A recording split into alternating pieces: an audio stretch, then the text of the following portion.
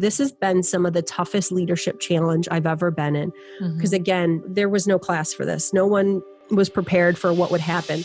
The choices that we've been presented with and the weight of them, it's been insane. Like the organization could have went under. Let's talk about Chicago Cares, because this is your organization, is getting people together.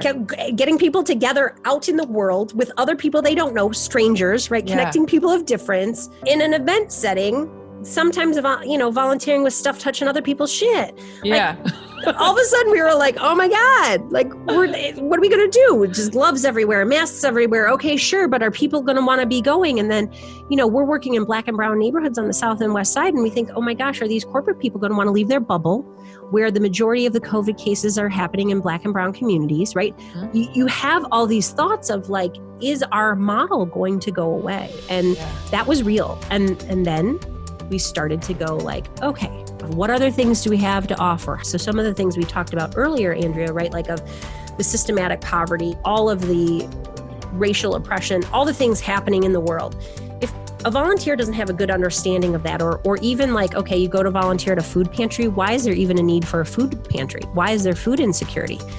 What do you know about the whole system behind that? So how do we educate volunteers in a time like this? And again, using technology, the mediums that we have accessible to educate volunteers before they ever go serve. And even if that service comes much later because of, again, the social distancing and the rules and everything else, they will now be better prepared. And I think there was also a real moment in time that we recognized that with COVID, there was a bit of an equalizer.